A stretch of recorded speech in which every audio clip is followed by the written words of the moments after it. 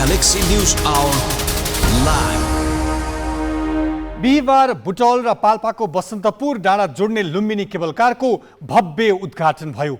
भव्य यस अर्थमा कि केबल कार उद्घाटनमा प्रदेशका प्रमुख, मुख्यमन्त्री, मन्त्री र सांसद मात्र सहभागी भएनन्। संघीय सरकारका प्रमुख अर्थात् प्रधानमन्त्री पुष्पकमल दाहाल नै केबल कार उद्घाटनको लागि मन्त्री, सांसद र नेताहरूको लावा लस्करसहित बसन्तपुर डाँडासम्म पुगे। केबल कारमा सरर सैर गरेर उनले एउटा व्यापारिक समूहले मुनाफाका लागि बनाएको प्रोडक्टको प्रचार गरे। निजी क्षेत्रको लगानीमा सार्वजनिक पद धारण गरेका पदाधिकारी जानै हुँदैन पटक्कै भन्न खोजिएको होइन। सरकार र जनप्रतिनिधिले निजी क्षेत्रलाई हौसला दिने काम गर्नु पनि पर्छ, तर जनताले घाँस कटाएर तिरेको करको चरम दुरुपयोग गर्दै शक्तिशाली व्यवसायी घरानालाई खुसी पार्नु भनेको पनि पद र ढुकुटीको चरम दुरुपयोग नै हो। र बिहिबार भएको लुम्बिनी केबल कार उद्घाटनका क्रममा भयो यही नै हो।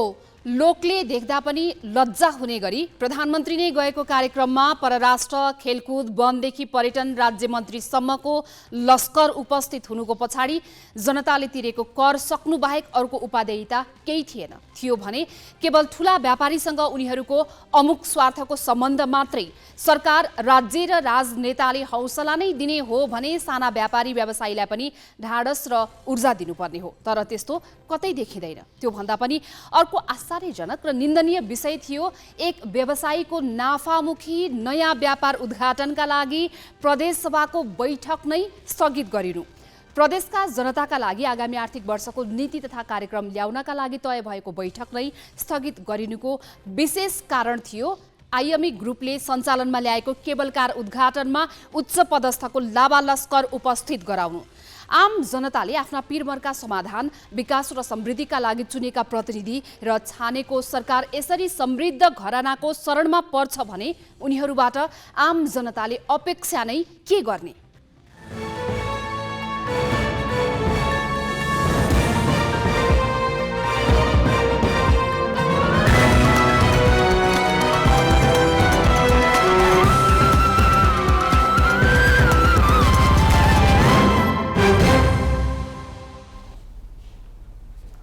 नमस्कार, यो हो गैलेक्सी न्यूज आवर। अब हेडलाइन्स।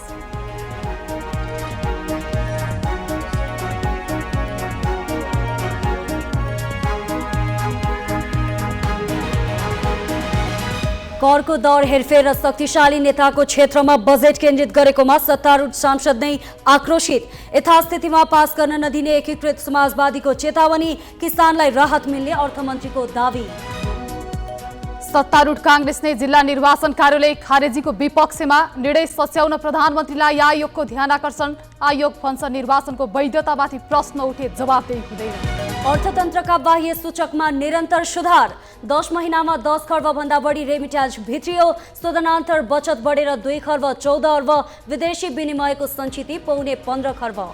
एल निनो मौसम प्रणाली सुरु भएकाले पृथ्वीको तापक्रम अझै बढ्ने वैज्ञानिकहरूको चेतावनी।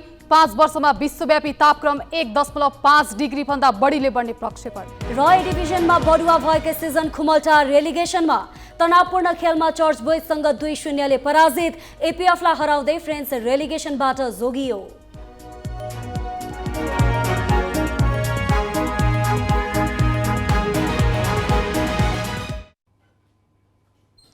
प्रधानमन्त्री, प्रदेश प्रमुख, मन्त्री, मुख्यमन्त्री, सांसद सबै सार्वजनिक पदाधिकारी हुन्।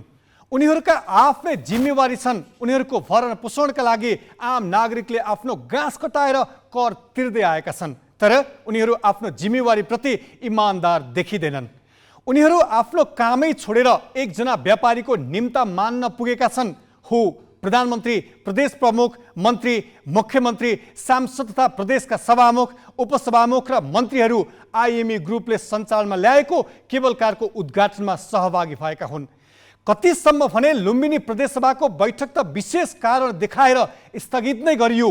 केबल कार उद्घाटनमा सार्वजनिक पदाधिकारीको लावा लस्करले हाम्रो राज्य संयन्त्र कसरी दुरुपयोग भइरहेको छ भन्ने फेरि एकपटक छर्लङ्ग हुन पुगेको छ।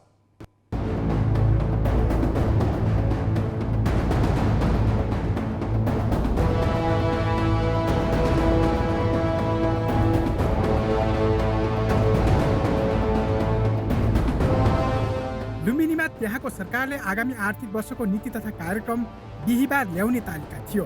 त्यसका लागि प्रदेश सभाको बैठक अपराह्न 1 बजेका लागि तय गरिएको थियो। तर प्रदेश सभा सचिवालयले अचानक विशेष कारण देखाएर बैठक स्थगित गरिएको सूचना निकाल्यो। विशेष कारण सूचनामा खुलाइएन। त्यो कारण बुटोल र पाल्पाको बसन्तपुर डाँडा जोड्ने गरी निर्माण गरिएको लुम्बिनी केबल कारको उद्घाटन कार्यक्रममा छताछुल्ल भयो। हो, कार्यक्रममा प्रदेश प्रमुख अमित शेरचन, मुख्यमन्त्री दिल्लीबहादुर चौधरी, सभामुख तुलाराम घरती मगर र उपसभामुख मेनुका खाँड केसी सहभागी भए। उनीहरूले बिहान 10 बजेदेखि अपराह्न 3 बजेसम्म अर्थात् 5 घण्टा कार्यक्रम स्थल छोडेनन्। लुम्बिनी केबल कार भने प्रदेश सरकारको परियोजना होइन, यो आइएमई ग्रुपले मुनाफा कमाउन निर्माण गरेको हो। एउटा व्यावसायिक समूहले आफ्नो मुनाफाका लागि बनाएको केबल कार उद्घाटनका लागि नीति तथा कार्यक्रम सार्वजनिक गर्न तय प्रदेश सभाको बैठक नै स्थगित गरिनुलाई अस्वाभाविक ठानिएको छ। प्रमुख प्रतिपक्षी नेकपा एमाले यसमा सरकारको आलोचना गरेको छ। जब 25 गते बस्ने भनेर भनिसकेपछि सामान्य एउटा घटना अथवा कुनै मान्छे आउने सन्दर्भसँगै कुनै एउटा सामान्य कार्यक्रमको उद्घाटनको कुरालाई बोकेर यसलाई स्थगित गर्नुपर्ने जरुरी थिएन। प्रधानमन्त्रीको एउटा आउने सन्दर्भ रहेछ बुटोलमा, त्यही कारणले रोकिएको भन्ने मैले सुने। त्यो अर्थमा यो निकम्मापन, कमजोरी, ठुलो कमजोरी भएको मैले महसुस। त्यसो त एमालेकै प्रदेश सभा सदस्यहरू पनि केबल कारको उद्घाटनमा रमाउन पुगेका थिए। केबल कार उद्घाटनमा प्रदेशका पदाधिकारीको मात्र लस्कर लागेको होइन, केन्द्रबाट पनि अस्वाभाविक संख्यामा पदाधिकारी सहभागी भए। उनीहरूको अगुवाई प्रधानमन्त्री पुष्पकमल दाहालले गरे। दाहालसँग परराष्ट्र मन्त्री एनपी साउद, भौतिक पूर्वाधार मन्त्री प्रकाश ज्वाला, युवा तथा खेलकुद मन्त्री डिगबहादुर लिम्बू, वन तथा वातावरण मन्त्री वीरेन्द्र महतो र पर्यटन राज्य मन्त्री सुशीला सिरपाली ठकुरी सहभागी भए। राज्य कोषबाट तलब सुविधा पाउने गरी प्रधानमन्त्रीले विभिन्न नाममा नियुक्त गरेका सल्लाहकार पनि लाइन लागेरै पुगे। नेकपा एमालेका उपाध्यक्ष विष्णु पौडेल र ठाकुर बैरे तथा माओवादी केन्द्रका सांसद देवेन्द्र पौडेल पनि प्रतिनिधि सभामा बजेटमाथिको सैद्धान्तिक छलफल छोडेर आइएमई ग्रुपको आतिथ्यमा रमाए। त्यहाँ अधिकांश निम्तालुले बोल्ने कार्यक्रम नै थिएन। उद्घाटन पनि प्रधानमन्त्री दाहालले गरेका हुन्। अरू सार्वजनिक पदाधिकारी त रमिते मात्र हुन्। एउटा व्यापारिक समूहको मुनाफामुखी काममा जनताले खाइ नखाइ तिरेको करबाट पालिएका प्रधानमन्त्री लगायत पदाधिकारीले 4 घण्टाभन्दा बढी समय बिताए। प्रधानमन्त्री दाहाल र एमाले उपाध्यक्ष पौडेलले लगानीकर्ताको प्रशंसा गरे। ऐतिहासिकता व्यापार आर्थिक क्रियाकलापको दृष्टिकोणले पनि ठुलो छ र तपाईहरुले राख्नुभएका कुराहरूमा मेरो ध्यानाकर्षण छ। वर्तमान सरकार र व्यक्तिगत रूपमा म निजी क्षेत्रसँगको सहकार्य बिना देशमा समृद्धि सम्भव छैन भन्ने कुरामा प्रष्ट छु। त्यसैले मुलुकको अर्थतन्त्रमा महत्त्वपूर्ण योगदान पुर्याइरहेको निजी क्षेत्रलाई लगानी एवं व्यवसायका क्षेत्रमा पर्ने जस्तोसुकै समस्याहरूको हल गर्न यो सरकार तत्पर रहेको विश्वास दिलाउन चाहन्छु। यो विकासको प्रतिफल आयोजनाका प्रवर्तकहरूका साथसाथै स्थानीय उपभोक्ताहरूले, स्थानीय नागरिकहरूले पनि समान ढङ्गले लिन पाउनेछन् भन्ने यो आशा गर्न चाहन्छु। त्यस हिसाबका प्रबन्धहरू गर्दै यहाँहरू अगाडि बढ्नुहोस् भनेर म शुभकामना व्यक्त गर्न चाहन्छु। केबल कारमा लगानी गरेको आइएमई ग्रुपका प्रमुख चन्द्र ढकाल हुन्। उनी अहिले नेपाल उद्योग वाणिज्य महासङ्घका अध्यक्ष छन्। निजी क्षेत्रले लगानी गरेको उद्योग वा अन्य कुनै आयोजनाको उद्घाटनमा राज्यका पदाधिकारी जानै हुँदैन भन्ने होइन। निजी क्षेत्रलाई प्रोत्साहित गर्नु सरकारको जिम्मेवारी भित्रै पर्छ।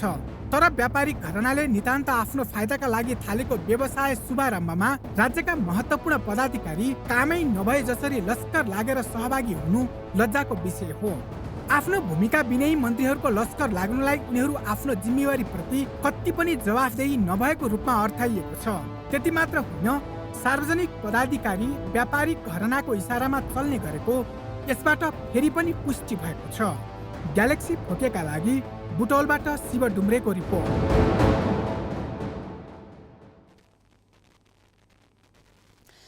एउटा व्यापारिक घरानाले सञ्चालनमा ल्याएको नाफामूलक संरचना उद्घाटनका लागि प्रधानमन्त्री, मन्त्री, प्रदेश प्रमुख, मुख्यमन्त्री, सांसद लगायत सार्वजनिक पदाधिकारीको लस्कर लाग्नुलाई कसरी लिने भनेर ग्यालेक्सी संवाददाता सृजना घिमिरेले नेपाल सरकारका पूर्व सचिव शारदा प्रसाद त्रिताललाई सोधेकी छन्।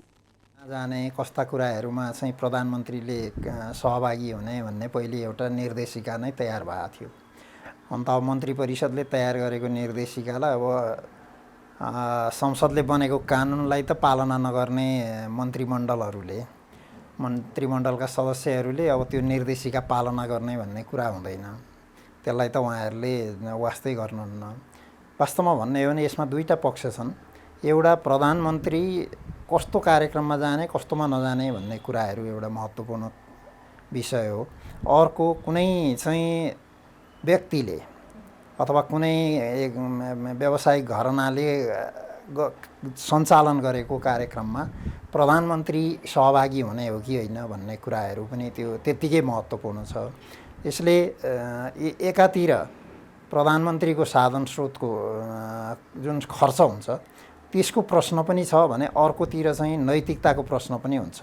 त्यहाँ चाहिँ स्वार्थको द्वन्द्व अथवा चाहिँ कन्फ्लिक्ट अफ इन्ट्रेस्ट हुन्छ। किनकि कुनै पनि घरानाको सानातिना कार्यक्रममा पनि प्रधानमन्त्री जानु भनेको त्यो घरानाको प्रधानमन्त्रीसँग केही चाहिँ लेनदेनका विषयहरू हुन सक्छन् हैन। त्यसैले यस्ता कार्यक्रमहरूमा जाँदाखेरि बहुतै विचार गर्नुपर्छ। अब यसमा फेरि सरकारी खर्च नभइकन व्यक्तिको खर्च पनि भएको हुनसक्छ अथवा त्यो जसले बनाएको उसको खर्च पनि गरेको हुनसक्छ। तर त्यो गर्न पनि प्रधानमन्त्री जस्तो व्यक्तिले मिल्दैन। लुम्बिनीमा भएको केबल कारको उद्घाटन त्यहाँको सम्बन्धित मन्त्रीसम्मले उद्घाटन गर्ने हो। त्यो केन्द्रको मन्त्री सङ्घीय मन्त्रीले पनि होइन। अझ म त के भन्छु भने त्यहाँको चाहिँ त्यो यदि नगरपालिकाभित्र पर्छ भने मेयरले उद्घाटन गर्ने कार्यक्रम हो त्यो। अब त्यस्तोमा प्रधानमन्त्री जानुहुन्छ भने त्यसमा अब हामीले अरूले भनेर के गर्छ। अहिलेका राजनीतिक दलहरूको चाहिँ शब्दकोशमा सुशासन भन्ने शब्द छैन। त्यो बाहिरी खपतको लागि बोलिदिनुहुन्छ। उहाँहरूले सुशासन के हो भन्ने कुरा आजसम्म त्यसको चाहिँ अर्थ चाहिँ डिक्सनरीमा पढ्नु भएको पनि छैन। अब केही न्युज संक्षेपमा। अर्थतन्त्रका बाह्य सूचकहरूमा निरन्तर सुधार देखिएको छ। नेपाल राष्ट्र बैंकले आज सार्वजनिक गरेको प्रतिवेदन अनुसार मुलुकको शोधनान्तर अर्थात् भुक्तानी स्थिति, विदेशी मुद्रा स्थिति, रेमिट्यान्स लगायत सूचकमा निरन्तर सुधार देखिएको हो। चालु आर्थिक वर्ष साउनदेखि वैशाखसम्म 10 खर्ब 5 अर्ब 18 करोड रुपैयाँ रेमिट्यान्स भित्रिएको छ। यो गत आर्थिक वर्षको 10 महिनाको तुलनामा 23.4% बढी हो। वैशाखमा मात्र 1 खर्ब 2 अर्ब रुपैयाँ भित्रिएको छ। वैदेशिक रोजगारीमा जाने युवाको संख्यामा वृद्धि र अमेरिकी डलरको मूल्य बढेको प्रभाव रेमिट्यान्समा परेको हो। यस वर्ष 6,60,000 भन्दा बढी वैदेशिक रोजगारीमा गएका छन्। रेमिट्यान्स उल्लेखीय बढ्दा त्यसले शोधनान्तर स्थितिमा थप सुधार देखिएको छ। शोधनान्तर बचत बढेर 2 खर्ब 14 अर्ब 67 करोड पुगेको छ। गत आर्थिक वर्ष 10 महिनामा शोधनान्तर स्थिति 2 खर्ब 78 अर्ब 50 करोडले घाटामा थियो। विदेशी विनिमय सञ्चिति 20.9%ले बढेको छ। राष्ट्र बैंकका अनुसार विदेशी विनिमय सञ्चिति अहिले 14 खर्ब 70 अर्ब 33 करोड रुपैयाँ छ। विदेशी विनिमय सञ्चिति असार मसान्तमा 12 खर्ब 15 अर्ब 80 करोड थियो। आयातमा कमीले विदेशी विनिमय सञ्चितिमा सहयोग पुगेको हो। आयात 16.8%ले घटेको छ। सरकारको चालु खाता भने 54 अर्ब 67 करोडले घाटामा छ। गत आर्थिक वर्ष 10 महिनामा चालु खाता 5.5 खर्बले घाटामा थियो। सरकारले 7% भन्दा बढ्न नदिने भनेकै महँगी अहिले 7.41% छ। लुम्बिनी प्रदेश सरकारले अधिकांश पुरानै कार्यक्रमलाई निरन्तरता दिई आगामी आर्थिक वर्षको नीति तथा कार्यक्रम ल्याएको छ। आज प्रदेश सभामा प्रस्तुत गरिएको नीति तथा कार्यक्रममा कृषि क्षेत्रको व्यावसायिक प्रवर्धन, बजारीकरण र रोजगारी केन्द्रित कृषिलाई प्राथमिकतामा राखिएको छ। रोजगारी सृजनाका लागि नयाँ उद्योग र पर्यटन क्षेत्रलाई पनि प्राथमिकता दिएको छ। प्रदेशवासीको आवश्यकता बमोजिम सिप तथा क्षमता विकास गरी जीवनस्तरमा दिगो सुधार ल्याउने भनिएको छ। 51 पृष्ठ लामो नीति तथा कार्यक्रममा कृषकबाट कृषकसम्म, घर दैलोमा प्राविधिक सेवा उत्पादनमा टेवा, श्रमको सम्मान, लुम्बिनी प्रदेशको अभियान, पढ्दै कमाउँदै, कमाउँदै पढ्दै, सिप सिकौ दक्ष बनौ जस्ता नारा समेटिएका छन्। सत्ता पक्षले नीति तथा कार्यक्रम उत्कृष्ट रहेको भन्दै बचाउ गरेको छ। प्रतिपक्षले भने प्रदेशको आवश्यकता पहिचान गर्न नसकेको भन्दै आलोचना गरेको छ। सर्वोच्च अदालतले नागरिकता विधेयक प्रमाणीकरणको प्रतिलिपि झिकाउन आदेश दिएको छ। न्यायाधीश प्रकाशमान सिंह राउत र सुषमा लता माथेमाको संयुक्त इजलासले प्रमाणीकरण भएको विधेयकको प्रतिलिपि राष्ट्रपति कार्यालयबाट झिकाउन आज आदेश दिएको हो। सर्वोच्चले नागरिकता विधेयक प्रमाणीकरण सम्बन्धमा मन्त्री परिषदले जेठ 12 गते गरेको निर्णयको प्रमाणित प्रतिलिपि पनि मागेको छ। यसअघि कि राष्ट्रपतिले प्रमाणीकरण गर्न अस्वीकार गरेको नागरिकता विधेयक सरकारको पत्रपछि राष्ट्रपति रामचन्द्र पौडेलले जेठ 17 गते प्रमाणीकरण गरेका थिए। प्रधानमन्त्री पुष्पकमल दाहालले संविधानलाई लिकमा फर्काउन राष्ट्रपति पौडेललाई विधेयक प्रमाणीकरण गर्न लगाएको जवाफ यसअघि संसदलाई दिइसकेका छन्। नागरिकता विधेयक प्रमाणीकरण विरुद्ध वरिष्ठ अधिवक्ता सुरेन्द्र भण्डारी र बालकृष्ण न्यौपानेले सर्वोच्चमा रिट दायर गरेका थिए। त्यो रिटमा सर्वोच्चले जेठ 21 गते अल्पकालीन अन्तरिम आदेश दिएको थियो, जसका कारण संशोधित ऐन अनुसार नागरिकता वितरण भएको छैन। यो रिटमा अन्तरिम आदेश दिने नदिने बारे छलफल गर्न जेठ 30 गतेका लागि पेशी तोकिएको छ। उपप्रधानमन्त्री तथा गृहमन्त्री नारायण काजी श्रेष्ठले आन्दोलनका नाममा अराजक र उदण्ड गतिविधि गर्नेलाई सरकारले कुनै पनि बहानामा छुट नदिने बताएका छन्। कोशी प्रदेशको नामलाई लिएर आन्दोलन गरिरहेका कतिपय पहिचानवादीहरूले एमालेका नेता लक्षित आक्रमण गरिरहेका बेला आज प्रतिनिधि सभामा समय लिएर बोल्दै उपप्रधानमन्त्री तथा गृहमन्त्री श्रेष्ठले ध्वंसात्मक गतिविधि गर्नेलाई कानुनी दायरामा ल्याउन सरकार दृढ रहेको बताए। उनले संविधान र कानुन हातमा लिएर नेता तथा व्यक्ति लक्षित गतिविधि गर्नु दुःखद भन्दै बिहिबार इलाममा त्यस्तो गतिविधिमा संलग्न भएकाहरूलाई कारबाही प्रक्रिया अगाडि बढाइएको जानकारी दिए। उनले अराजक खालको आन्दोलनलाई प्रोत्साहन पुग्ने काम नगर्न र संयम बन्न राजनीतिक दलहरूसँग पनि आग्रह गरे। कोशी प्रदेशको नामलाई लिएर आन्दोलन गर्दै आएका केही पहिचानवादीले बिहिबार इलाममा एमालेका कोशी प्रदेश संसदीय दलका उपनेता राम राणा सवार गाडीलाई गन्तव्यमा जानबाट रोकेका थिए। उनीहरूले गाडीमा मोबिल समेत छर्किएका थिए। यसै विषयलाई लिएर एमालेले आज बैठक सुरु हुनासाथ सरकारसँग जवाफ मागेको थियो। बाँकी प्रसङ्ग स्मृति मल्लबाट। मुलुकको आर्थिक अवस्था कमजोर बन्दै गएपछि सरकारले आगामी वर्षको बजेट मार्फत खर्चमा मितव्ययिताको नीति अपनाएको छ।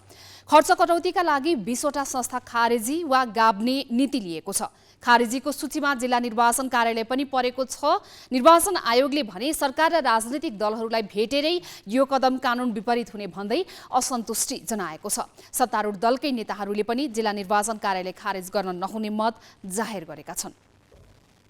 सरकारले आर्थिक वर्ष 2080-81 को बजेटमा सार्वजनिक खर्च कटौतीका लागि 20 वटा कार्यालय तथा निकाय खारेजी वा गाभ्ने भनेको छ, जसमा निर्वाचन आयोग मातहतका जिल्ला निर्वाचन कार्यालयहरू पनि परेका छन्। जिल्ला निर्वाचन कार्यालय खारेज गर्ने विषयलाई लिएर निर्वाचन आयोगका पदाधिकारीले शुक्रबार प्रधानमन्त्री पुष्पकमल दाहाललाई भेटेर असन्तुष्टि जनाए। आयोगका प्रमुख आयुक्त दिनेश थपलिया सहितका पदाधिकारीले दाहाललाई भेटेर जिल्ला प्रशासन कार्यालयमा निर्वाचन इकाइ स्थापना गरिए त्यो संविधान र कानुनको प्रतिकूल हुने जिकिर गरे। त्यसपछि आयोगले संसदमा प्रतिनिधित्व गर्ने सबै दललाई बोलाएर यसबारे आफ्नो धारणा अवगत गरायो। आज निर्वाचन आयोगले 2 वटा काम गर्यो। बिहान 8:30 बजे सम्माननीय प्रधानमन्त्रीज्यूलाई भेट्यो। सम्माननीय प्रधानमन्त्रीज्यूका साथमा उपप्रधानमन्त्री र मन्त्रीज्यूहरू समेत हुनुहुन्थ्यो र अहिले 11:30 बजेदेखि राजनीतिक दलहरूसँग पनि छलफल गर्यो। मोटामोटी एजेन्डा सम्माननीय प्रधानमन्त्रीज्यूसँग भएका र अहिले भएका एउटै नै हुन्। तिनै 5 वटा एजेन्डाको सेरोफेरोमा रहेर छलफल भएको थियो। संविधानको धारा 246 मा निर्वाचन आयोगको काम कर्तव्य र अधिकार उल्लेख छ, जसमा निर्वाचन प्रयोजनका लागि मतदाता नामावली तयार गर्ने काम निर्वाचन आयोगको हुने भनिएको छ।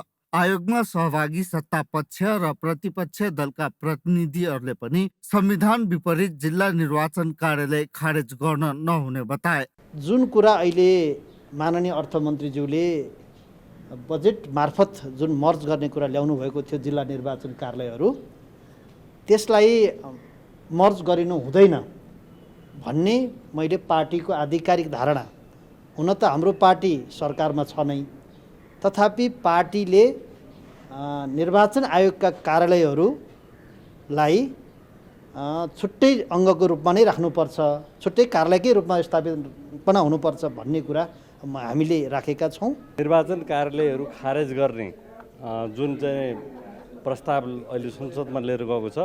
त्यसको बारेमा नेकपा एमाले यो प्रस्तावलाई संविधान विपरीत र यो संवैधानिक आयोग निर्वाचन आयोगको स्वायत्तता र स्वतन्त्रताको विपरीत छ र यसले स्वतन्त्र निर्वाचनको मान्यतालाई खण्डित गर्छ र यसले कार्यकारीको छाया निर्वाचन व्यवस्थापन र यसको प्रणालीलाई कार्यकारीको छाया बनाउने ढङ्गले बदनियत साथ ल्याइएको भएको हुनाले यसमा नेकपा एमालेको घोर असहमति रहन्छ। सरकारको बजेटमा अब त्यो कसरी पर्यो भन्ने कुरो त छलफलको विषय भयो।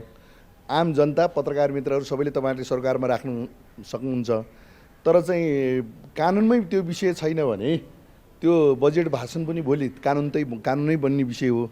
त्यस कारणले त्यसमा चाहिँ अब सरकारले पेश गरेको त्यो जुन बजेट हो, विधेयक हो, त्यसमा चाहिँ अब आवश्यक त्यसलाई चाहिँ परिवर्तन गर्नुपर्छ भन्ने नै हो हाम्रो। आयोगले दलहरू सामु नयाँ निर्वाचन कानुनमा नो भोटको व्यवस्था गर्न प्रस्ताव गरेको छ। आयोगले संसदमा पेश गर्न लागेको मस्यौदामा कुनै पनि उम्मेद्वार प्रति समर्थन छैन भनेर मत जाहेर गर्न पाउने प्रावधान समेटेको छ। मस्यौदामा विदेशमा रहेका नेपाली नागरिकको मताधिकारको व्यवस्था मिलाउने बारे पनि समावेश गरिएको आयोगले जनाएको छ। क्यामेरामा भास्कर भट्टाचार्यको साथमा प्रशान्त ठाकुर, ग्यालेक्सी फोके, काठमाडौँ। सरकारले खर्च घटाउने बहानामा जिल्ला निर्वाचन कार्यालयलाई प्रशासन कार्यालय अन्तर्गत राख्ने योजना अघि सारेको भन्दै राजनीतिक दलहरूले विरोध जनाएका छन्। निर्वाचन आयोगले आज राखेको छलफलमा सहभागी दलका प्रतिनिधिले खर्च घटाउने नाममा निर्वाचन कार्यालय खारेज गर्न हुँदैन भनेका छन्। लोकतन्त्र बलियो पार्न, गणतन्त्र बलियो पार्नलाई हिजोका निरङ्कुश शासनहरू जस्तो व्यवस्थालाई उल्टा फेरि चाहिँ पुनरावृत्ति गर्न जरुरी छैन हो। खर्च बढी भयो, एउटा निर्वाचन आयोगले मात्रै बढी खर्च भयो हो र? त्यति मात्रै हो सब विषय, त्यति मात्रै खर्च छ। त्यस कारणले त्यो त खर्च आखिर एउटा युनिट अर्को कार्यालयमा रह्यो भने पनि खर्च त त्यो त हुन्छ नि, युनिट त थप्नै पर्ने हुन्छ, त्यहाँ कर्मचारी व्यवस्थापन त राख्नै पर्ने हुन्छ।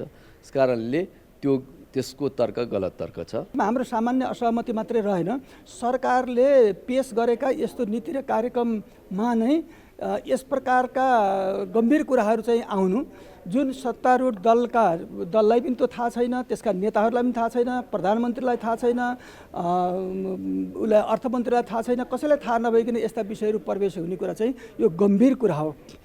अब हामीले गत निर्वाचन के अरे गत उसको बजेटमा पनि बजेटका दरहरू हेरफेर भयो भनेर कुराहरू आएको थियो, त्यो त्यत्तिकै चाहिँ उ भएर गयो। अहिले पनि चाहिँ न सरकारलाई थाहा छ न दललाई थाहा छ। अब यस्ता कुराहरू चाहिँ प्रवेश भएका छन्, यो कहाँबाट प्रवेश भएको कुरा हो, यो विषयमा चाहिँ गम्भीर रूपले चाहिँ छानबिन गर्नुपर्ने हुन्छ। सरकारले अहिले भर्खरै जुन गैर जिम्मेवारीपूर्ण तरिकाले चाहिँ निर्वाचन कार्यालयहरू चाहिँ यो सिडिओको अन्डरमा, जिल्ला प्रशासन कार्यालयको अन्तर्गत कार्यपालिकाको अन्तर्गत चाहिँ तपाईँको चाहिँ संवैधानिक निकाय जुन निर्वाचनको चाहिँ निष्पक्षता, तपाईँको चाहिँ स्वतन्त्रता जुन छ त्यसको चाहिँ विरुद्ध, शक्ति सन्तुलनको विरुद्ध, तपाईँको चाहिँ अहिलेको संविधानको विरुद्धमा चाहिँ जुन किसिमको चाहिँ कार्यक्रम ल्यायो त्यसको चाहिँ विरुद्धमा सम्पूर्ण दलहरू उभिएको छन्। निर्वाचन कार्यालय जुन जिल्लाहरूबाट हटाउने कुरा चाहिँ जुन अनुसूचीमा आयो त्यसमा सबैले विरोध गरेका छन् र त्यसरी हटाउनु हुँदैन, निर्वाचन कार्यालय चाहिँ राखिराख्नुपर्छ जिल्लाहरूमा भन्ने कुरामा सहमति भएको छ र त्यही अनुसारले निर्णय पनि भएको छ र त्यसमा हामी सबैले हस्ताक्षर गरेका छौँ। एउटा त्यो विषयमा सबैको सहमति नै भइसक्यो। अब केही न्युज संक्षेपमा। नेपाली कांग्रेसको शुभेच्छुक संस्था नेपाल डेमोक्रेटिक लयर्स एसोसिएसनको 11औं महाधिवेशन चितवनमा सुरु भएको छ।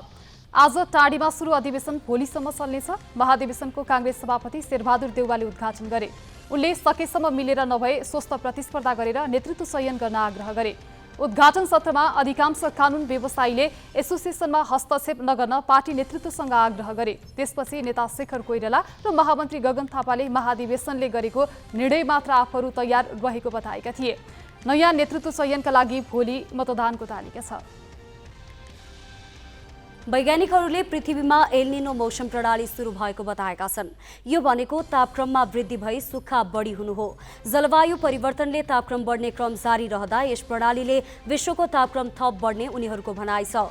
अन्तर्राष्ट्रिय सञ्चार माध्यमका अनुसार अमेरिकी राष्ट्रिय महासागरीय तथा वायुमण्डलीय विभाग NOAA का वैज्ञानिकहरूले एल्निनो मौसमी प्रणाली सुरु भएका कारण उच्च तापक्रमको जोखिम बढाउने चेतावनी दिएका छन्। वैज्ञानिकका अनुसार परिवर्तित प्रणालीले विश्वको मौसममा व्यापक असर गर्नेछ।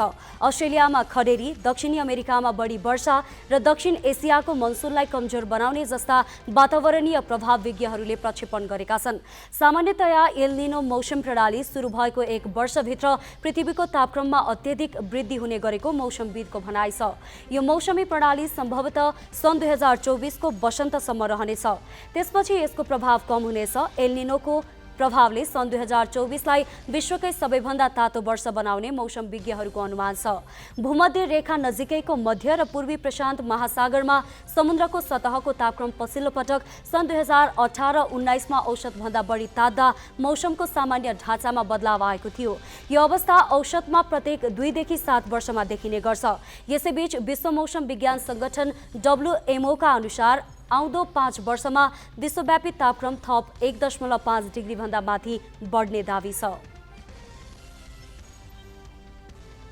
अमेरिकी पूर्व राष्ट्रपति डोनाल्ड ट्रम्प विरुद्ध गोप्य दस्तावेज चुहावट गरेको अभियोगमा मुद्दा दायर गरिएको छ। सन् 2024 मा हुने राष्ट्रपति निर्वाचनको तयारी गरिरहेका पूर्व राष्ट्रपति ट्रम्प विरुद्ध 7 वटा फौजदारी मुद्दा दर्ता भएका हुन्। 73 वर्षीय ट्रम्पमाथि स्वीकृति बगैर गोप्य दस्तावेज आफूसँग राखेको लगायत अभियोग लगाइएको अमेरिकी सञ्चार माध्यमले जनाएका छन्। उनलाई मंगलबार मायामी अदालतमा हाजिर हुन आदेश दिएको छ। गोप्य दस्तावेज चुहावट अनुसन्धान गर्न गठित एक आयोगले फ्लोरिडा स्थित ट्रम्पको घरमा राखिएका करिब 11,000 दस्तावेजको परीक्षण गरेको थियो। त्यसमा ट्रम्पको संलग्नता रहेको पाइएपछि उनी विरुद्ध अभियोग दायर गरिएको हो। ट्रम्पले भने आफू निर्दोष रहेको दावी गरेका छन्।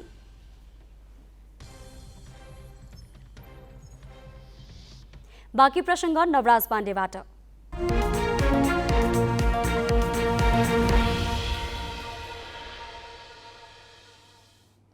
प्रतिनिधि सभामा बजेटमाथि आज पनि दिनभर छलफल भयो। प्रतिपक्षले आलोचना गर्ने र सत्ता पक्षले बचाउमा बोल्ने पुरानै चलन हो। तर यसपालि सत्ता पक्षका सांसदले बजेटमा गरिएका कतिपय व्यवस्थाको आलोचना गरेका छन्। आलु र प्याजमा भ्याट लगाइएकोदेखि शक्तिशाली नेताको जिल्लामा बजेट केन्द्रित गरेको विषयलाई लिएर सत्ता पक्षकै सांसदले अर्थमन्त्रीको आलोचना गरेका छन्। कतिपयले सुर्तीजन्य पदार्थमा कम कर लगाइएकामा कतै बिचौलियाको प्रभावमा परेर त होइन भन्ने प्रश्न समेत सोधेका छन्। अहिले जिल्लाका कुरामा आउँदाखेरि मेरै जिल्लाको नाम पनि खुवाइरहेको छ। म खुसी छु तर म एउटा कुरा के भन्न चाहन्छु भने म त्यसको मेरो जिल्लाका परेका कुराले त मैले बोल्नुहुन्न यहाँ। तर कुरा चाहिँ के छ भनेदेखि कति न्यायपूर्ण ढङ्गले भएको छ। अब कतिपय ती जिल्लाहरूमा भएका ठाउँमा पनि जिल्ला होइन निर्वाचन क्षेत्र होइन त्यो पनि गाउँपालिकाको नजिक छ, त्यो हिसाबले बजेट गएको छ भन्ने मैले सुनिरहेको छु। त्यही किसिमको परिस्थिति भयो भने हाम्रो माननीय सञ्जय गौतमले जसरी के अरे बर्दियामा पुल मुनि अनसन गर्नु पर्यो, जनस्तरबाटै ती हामी आफ्नै ठाउँबाट नि विरोध गर्छौँ। म बेठिकलाई बेठिकै भन्छु। किनभनेदेखि आलु र प्याजकोमा कर किन लाउनु परेको हो? जो जनताको सिधै भान्सामा जाने कुराहरू हुन्, यी कुरालाई विचार गरेर अझै पनि पुनर्विचार गर्नुपर्छ। जो जनताको भान्सालाई महँगो बनायौँ पनि आज ब्याङ्कको ऋण छ, सारा कुरामा अर्थतन्त्र मन्दीबाट थिचिरहेको बेलामा जनताको भान्सालाई चलाउनु हुँदैन। अहिले सबभन्दा कम बजेट वृद्धि ट्याक्स वृद्धि गरेको छ सुर्तीजन्य पदार्थमा। त्यो मैले सबभन्दा नेगेटिभ पोइन्ट लागेको छ। यसमा मैले अनुभव गर्दाखेरि बिचौलियाहरू बढी हाबी भयो कि जस्तो मलाई लाग्छ। यस वर्ष विकास कति हुन्छ भन्ने कुरो चाहिँ धान कति फल्छ भन्ने कुरा ढुकुटीमा गएर हेर्नु पर्दैन, कुनै हेरेर थाहा पाइन्छ भन्ने हाम्रो सिन्धुलीतिरको उखान जस्तै छ है हजुर भन्दा चाहिँ अर्थमन्त्रीज्यूले चित्त दुखाउनु नहोला। म नैतिक रूपले यही गठबन्धन यही सत्ता पक्षको सांसद पनि हुँ, तर नखाउँ भने दिनभरिको शिकार खाउँ भने कान्छा भएको अनुहार कस्तो आपत। सत्ता पक्षको छु, विरोधमा जान नि सक्दिनँ, फ्लोर क्रस गर्न नि सक्दिनँ, तर म सम्माननीय सभामुख महोदय, आजको दिनमा जुन हिसाबको बजेट प्रस्तुत भएको छ हुबहु पास हुन सक्दैन भन्ने मेरो ठम्याइ छ। प्रत्येक गृहिणीको घरमा आलु प्याज छैन भने खाना बन्दैन। त्यसकारण आलु र प्याज र फलफुलको यदि ब्याज बढ्या छ भने यो अविलम्बी यो ब्याज घटोस्, किनभने यसले गरिबलाई मार्का होइन कि नेपाली जनताको स्वास्थ्यमा, बिरामी जनताको लागि फलफुल चाहिन्छ, फलफुलमा कर बढाउँदैछ। यो एकदम गलत, यो एकदम अनुचित, यो सहनीय नसक्ने कुरा हो कि आलु प्याज र फलफुलको दर कर बढोस्। यो नबढोस् भनेर म विनम्र अनुरोध गर्न चाहन्छु। आधारभूत वर्गको हितलाई, गरिबहरूको हितलाई समाधान गर्न सकेको छैन। यो समस्यालाई यसले प्रतिनिधित्व गर्न सकेको छैन। आज कहीँ न कहीँ राज्यले आफ्नो जवाबदेहिता, जिम्मेवारिता थप्नु पर्थ्यो, बढाउनु पर्थ्यो, तर यो बजेटले त्यो प्रकारले भूमिका खेल्न सकिरहेको छैन। ट्याक्स इलास्टिसिटीका आधारभूत कन्सेप्टहरू, ट्याक्स बोयन्सीका आधारभूत कन्सेप्टहरू बारे पनि उहाँहरू अनभिज्ञ हुनुहुन्छ भन्ने कुरा गर्दाखेरि मलाई अचम्म लाग्यो। 1% आर्थिक वृद्धि हुँदा कति प्रतिशतले ट्याक्स तलमाथि हुन्छ इत्यादि कुराहरू हामीले चाहिँ भन्सारमा अर्कै बेस हुन्छ। एक्साइजका आफ्नै चरित्र हुन्छन्, VAT मूल्य अभिवृद्धि करका आफ्नै मोसनहरू हुन्छन्। त्यो सबैलाई नजरअन्दाज गरेर जे लेखिदिए पनि हुन्छ, जे फुकिदिए पनि हुन्छ भन्ने चाहिँ कुरालाई हामीले अलिक गम्भीरतापूर्वक लिएको छ। अब यो नालायकीपन त नभनौँ, हेलचक्र्याइ हो कि हुस्सुपना हो, त्यसप्रति चाहिँ माननीय अर्थमन्त्रीजीको ध्यान जाओस्। प्रतिनिधि सभामा 10 सिट रहेको नेकपा एकीकृत समाजवादीका तर्फबाट सरकारमा 3 जना सहभागी छन्। भौतिक पूर्वाधार र कृषि मन्त्रालय एकीकृत समाजवादीले सम्हालिरहेको छ। तर त्यही पार्टीका एक नेताले यथास्थितिमा बजेट पास हुन नदिने, बरु सरकार छोड्ने चेतावनी दिएका छन्। पार्टी उपाध्यक्ष राजेन्द्र पाण्डेले आज अध्यक्ष माधव कुमार नेपाल उपस्थित कार्यक्रममा अर्थमन्त्रीमाथि डडेलधुरा, गोर्खा र नुवाकोटमा बजेट केन्द्रित गरेको आरोप लगाउँदै अन्यायपूर्ण बजेटलाई लुरु साथ दिन नसकिने भनेका हुन्। पनि हामी यो अर्थमन्त्रीले पेश गरेको बजेटको बारेमा हामीले कडाइका साथ भनिरहेछौँ। यही अवस्थामा, यही यथास्थितिमा यो बजेट पास हुँदैन।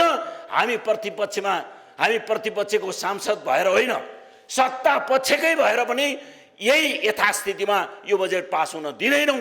एउटा क्षेत्रमा चाहिँ 110 करोड भोट 110 करोड पैसा हाल्न मिल्ने, अनि त्यहीँदेखि सँगै काङ्ग्रेसले जितेको अर्को क्षेत्रमा चाहिँ रित्तै हुने, यो कुरा सही हुन सक्छ? अध्यक्ष कमरेडले आफ्नो कुरा भन्दै गर्नुहोला।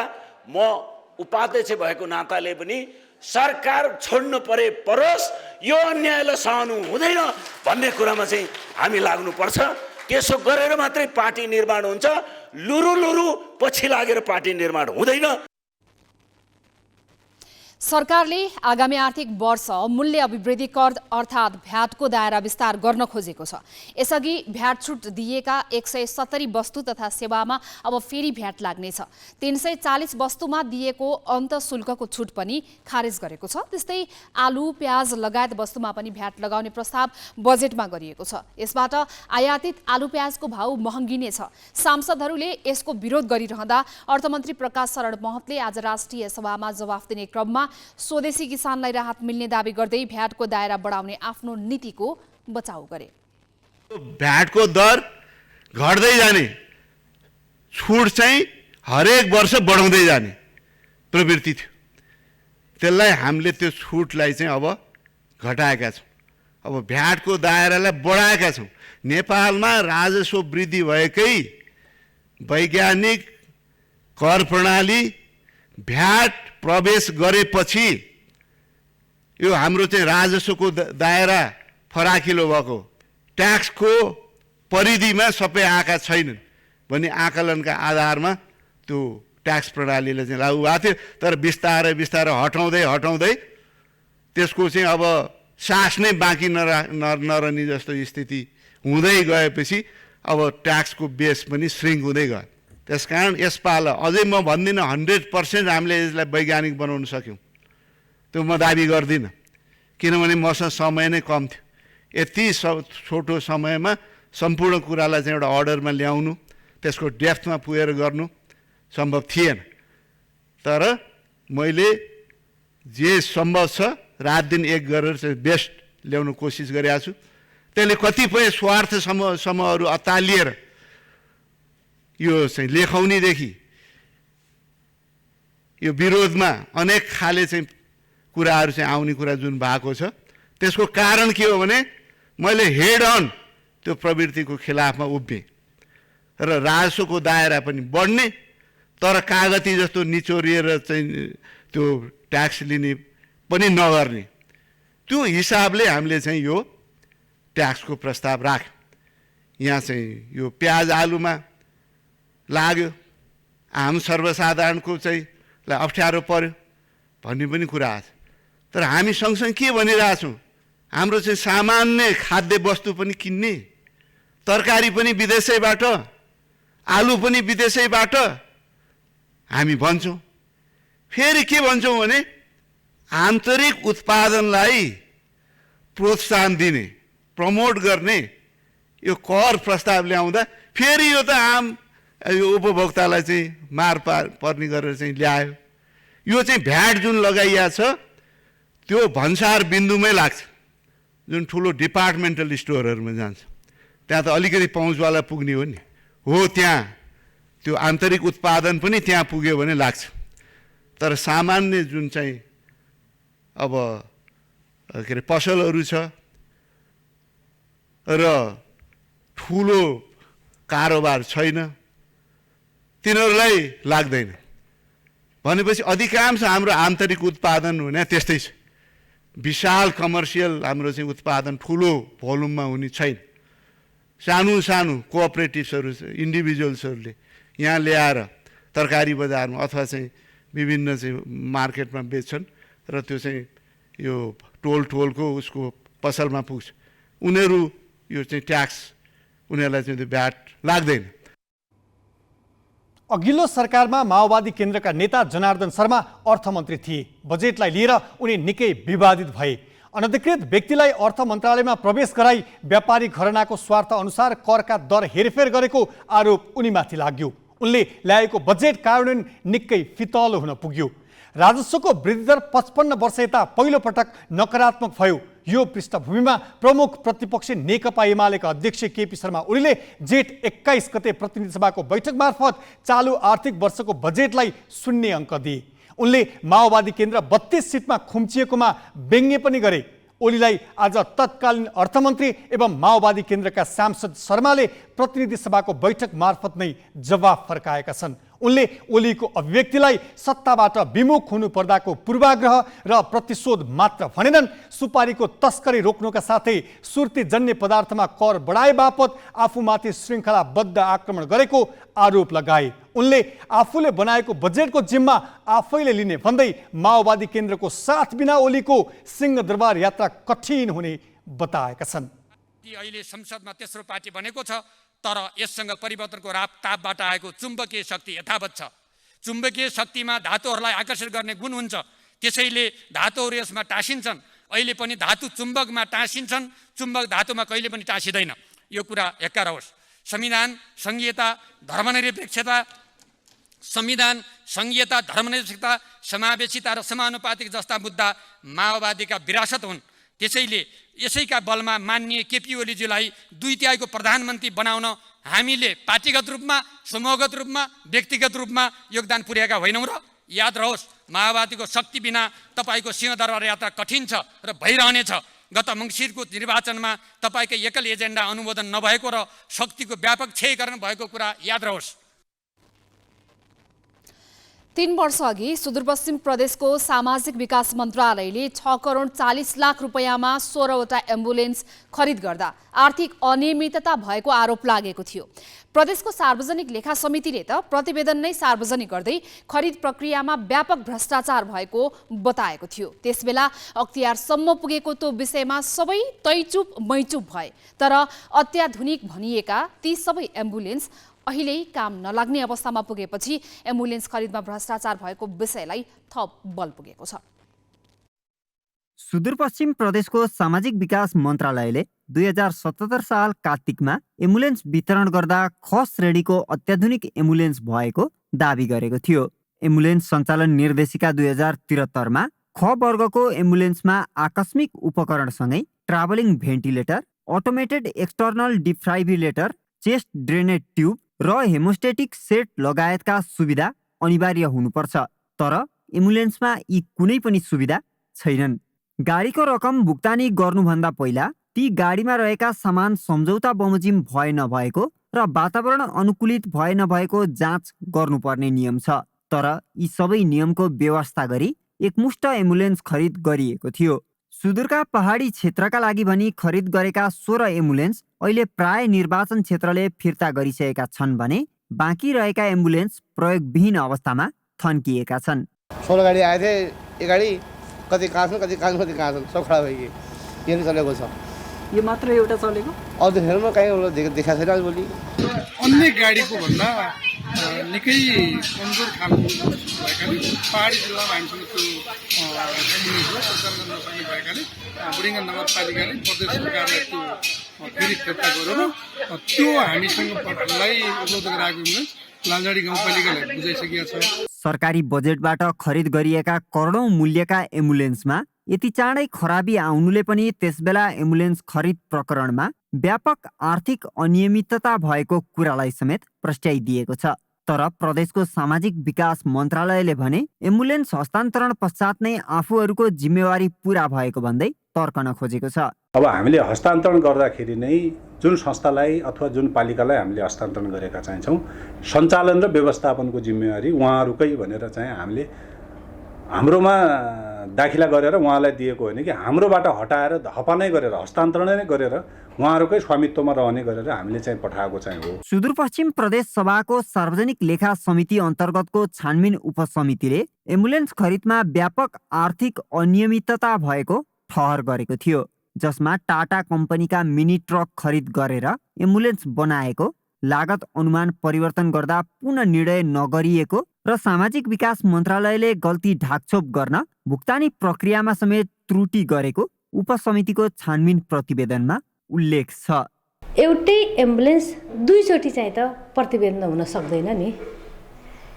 जब त्यो दुईचोटि आएको स्पेसिफिकेसन रिपोर्ट थियो त्यसले नै के भन्छ भने यसमा केही न केही त्रुटि छ भनेर भन्छ। यति मात्रै नभएर एम्बुलेन्स पुरै एम्बुलेन्स पार्ट पुर्जा सहितको अनि एउटैमा हुनुपर्थ्यो। फरक टाटा कम्पनीको त्यो गाडी फरक र त्यो भित्रको पार्ट पुर्जा फरक र फरक कम्पनीको फरक इयरको चाहिँ त त्यहाँ जडान भएको पनि देखियो। म यसमा एकदम प्रष्ट छु। अख्तियारले छानबिन प्रक्रिया सुरु गरिसकेको अवस्थामा राज्यले के सहयोग गर्नुपर्ने हो अख्तियारलाई राज्य तयार छ, हामी तयार छौँ होइन। तर त्यो कुरामा करप्सन भएको छ भने कसैलाई पनि क्षमा हुँदैन, माफी हुँदैन। यसमा हामी स्पष्ट छौँ। हाल आएर एम्बुलेन्सको गुणस्तर र प्रभावकारितामा प्रश्न उब्जिरहँदा बिग्रिएर काम नलाग्ने अवस्थामा पुगेका एम्बुलेन्स मर्मत सम्हारतर्फ सम्बन्धित निकायको ध्यान नजानुले पनि एम्बुलेन्स वातावरण अनुकूल थिएन भन्ने कुरालाई प्रस्ट्याएको छ। यसरी एम्बुलेन्स खरिद प्रक्रियामा भएको व्यापक अनियमितताको फिरस्त प्रदेश सरकारको सार्वजनिक लेखा समितिले नै प्रस्तुत गर्दा पनि नियामक निकायको मुखदर्शिताले पनि भ्रष्टाचारलाई मलजल गरेको प्रस्ट्याएको छ। मिनी ट्रकलाई एम्बुलेन्सका नाममा खरिद बिक्री गरेको त्यो विषय त्यति बेला निकै विवादको विषय बनेको थियो र प्रदेशको सार्वजनिक लेखा समितिले खरिद प्रक्रियामा व्यापक अनियमितता र भ्रष्टाचार भएको ठहर पनि गरेको थियो र प्रतिवेदन पनि सार्वजनिक गरेको थियो। त्यसपछिका दिनमा प्रदेश सरकार मौन छ र प्रदेशमा करोडौं खर्च गरेर वितरण गरिएका यी एम्बुलेन्सहरू बिग्रिएको अवस्थामा छन्।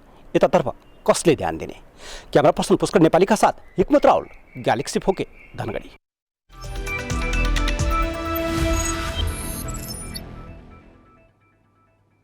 शहीद स्मारक ए डिभिजन लिगका 2 नवप्रवेशी क्लब चर्च बोइज र खुमलटार आमन्ने सामन्ने भए।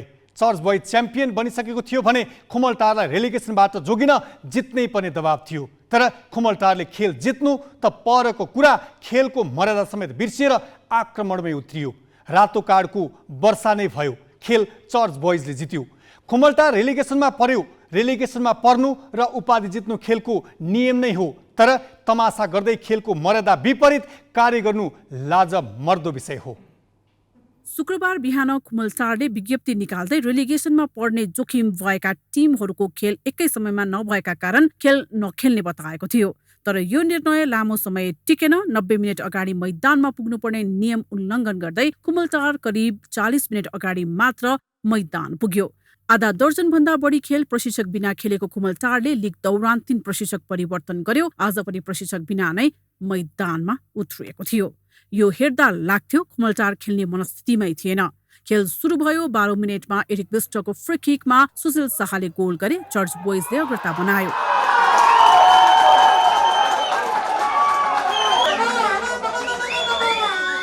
पहिलो हाफमा खुमलचारको बेन्चमा रहेका अफिसियलहरूले ह्यान्डबल नदिएको भन्दै न्यू खोजे र बेन्चमा रहेका खेलाडी तथा अफिसियलले रेफ्रीमाथि आक्रमण गरे। खेल तनावग्रस्त बन्यो। रेफ्रीले खुमलचारको बेन्चमा रहेका 3 अफिसियल र 1 खेलाडीलाई रातो कार्ड दिए। त्यसपछि पनि खुमलचार शान्त भएन, जसका कारण रेफ्रीले सुरक्षा माग गर्दै खेल स्थगित गरे।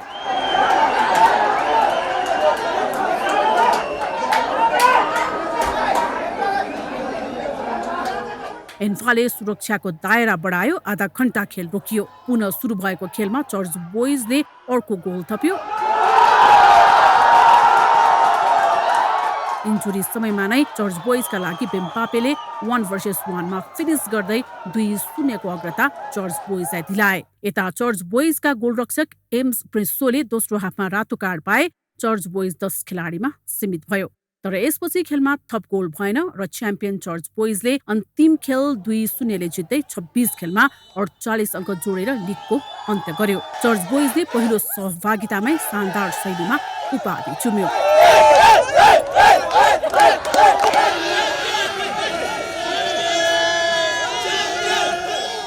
खुमलचार भने 26 खेलमा 27 अङ्कका साथ रेलिगेसनमा पर्यो।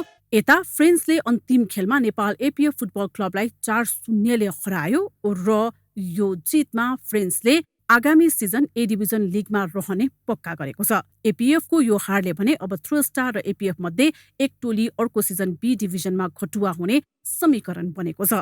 थ्रो स्टारले रेलिगेसन टार्न अन्तिम खेलमा शनिबार जौलाखेल युथ क्लबलाई पराजित गर्नुपर्नेछ।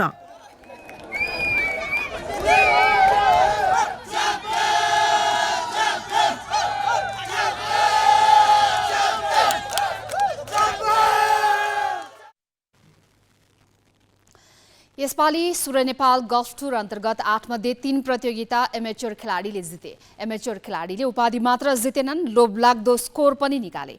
सुभाष तामाङ र सद्भाव आचार्यले नेपाली गल्फको स्तर नै माथि उठाएका छन्। भारतको तरुण सरदेसाई एकाडेमीमा करिब 1 वर्षको प्रशिक्षण गरेका यी 2 खेलाडीलाई पछ्याउन प्रोफेसनल खेलाडीलाई हम्मे परेको छ। सिजनकै सर्वाधिक ठूलो प्रतियोगिता सूर्य नेपाल प्रिमियरको उपाधि एमेच्योर खेलाडी सुभाषले जितेका छन्। उनले प्रोफेसनल र एमेच्योर दुवैतर्फको उपाधि उचालेर सिजनको शानदार अन्त्य गरे। सूर्य नेपाल टुर अन्तर्गत 6औं प्रतियोगिता सद्भाव र 7औं प्रतियोगिता सुभाषले जिते। प्रोफेसनल गल्फरले राम्रो प्रदर्शन गर्ने अनुमान गरिएको यो प्रतियोगितामा पहिलो दिनदेखि नै 2 एमेच्योर खेलाडी सुभाष र सद्भाव हावी भए। 4 दिने प्रतियोगितामा कुनै दिन पनि प्रोफेसनल गल्फर अगाडि आउन सकेनन्। शुक्रबार अन्तिम दिनको खेल सुरु हुँदा सुभाष भन्दा सद्भाव 2 स्ट्रोकले अगाडि थिए।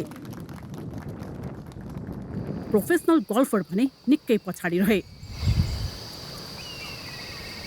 सुभाष र सद्भाव बीच कडा प्रतिस्पर्धा चल्यो। उनीहरूले फ्रन्टलाइन समान 3 अन्डर 33 मा सकाए। दुवैले तेस्रो, 7औं र 9औं होलमा बढी प्रहार गरे। अन्तिम 9 होलको खेल बाँकी सदा सद्भाव 2 स्ट्रोकले अघि थिए, तर ब्याक 9 मा उनले खेल बिगारे।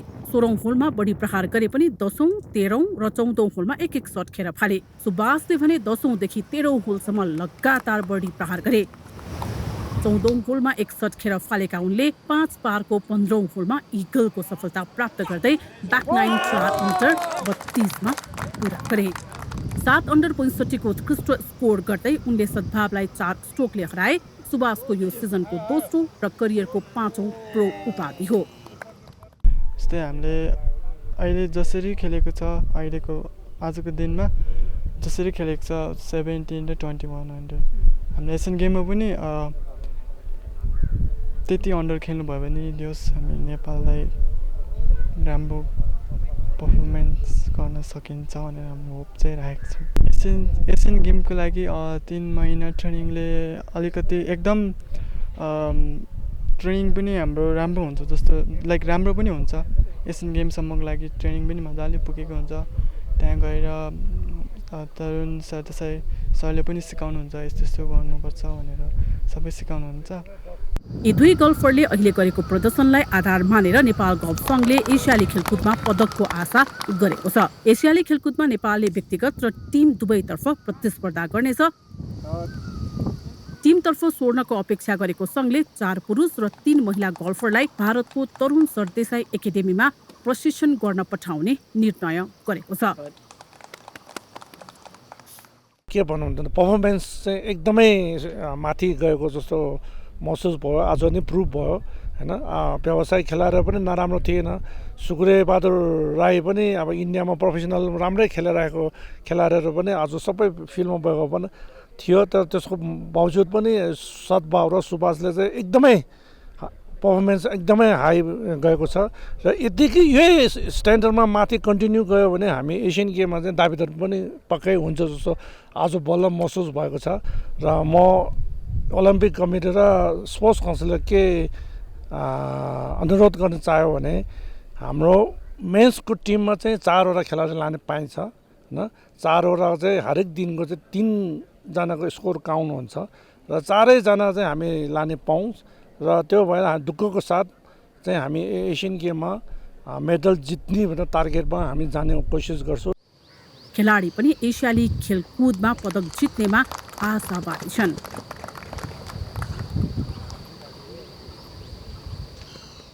Yeah, we'll do great. Our team is looking very strong. I think we've worked pretty hard, but still, I mean, just by working hard, itike you standard le pugdana. I think we have to go a step higher to win some medals in Asian Games. Team-wise, I'm pretty sure we'll perform great. Aba singles ma pani हामीले राम्रो perform गर्नको लागि I think त्यसैले हामीहरू academy गइरहेछौँ. So yes, we have to work our 19औं एसियाली खेलकुद 3 महिनापछि चीनको हुङझाओमा हुँदैछ।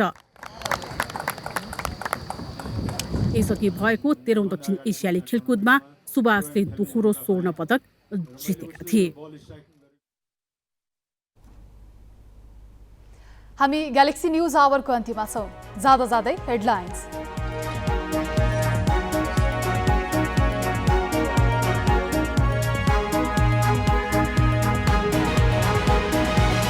करको दर हेरफेर र शक्तिशाली नेताको क्षेत्रमा बजेट केन्द्रित गरेकोमा सत्तारूढ सांसद नै आक्रोशित। यथास्थितिमा पास गर्न नदिने एकीकृत समाजवादीको चेतावनी। किसानलाई राहत मिल्ने अर्थमन्त्रीको दावी। सत्तारूढ कांग्रेस ने जिल्ला निर्वाचन कार्यालय खारेजीको विपक्षमा निर्णय सच्याउन प्रधानमन्त्रीलाई आयोगको ध्यान आकर्षण। आयोग भन्छ निर्वाचनको वैधतामाथि प्रश्न उठे जवाफदेही हुँदैन। अर्थतन्त्रका बाह्य सूचकमा निरन्तर सुधार। 10 महिनामा 10 खर्ब भन्दा बढी रेमिट्यान्स भित्रियो। शोधनान्तर बचत बढेर 2 खर्ब 14 अर्ब। विदेशी विनिमयको सञ्चिति पौने 15 खर्ब। एल निनो मौसम प्रणाली सुरु भएकाले पृथ्वीको तापक्रम अझै बढ्ने वैज्ञानिकहरूको चेतावनी। 5 वर्षमा विश्वव्यापी तापक्रम 1.5 डिग्री भन्दा बढीले बढ्ने प्रक्षेपण। र ए डिभिजनमा बढुवा भएकै सिजन खुमल्टा रेलिगेसनमा। तनावपूर्ण खेलमा चर्च बोइजसँग 2-0 ले पराजित। एपीएफलाई हराउँदै French रेलिगेसनबाट जोगियो।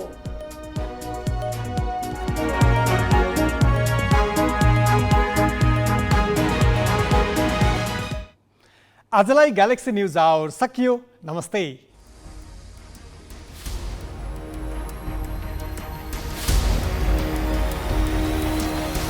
This is Galaxy News Hour Live.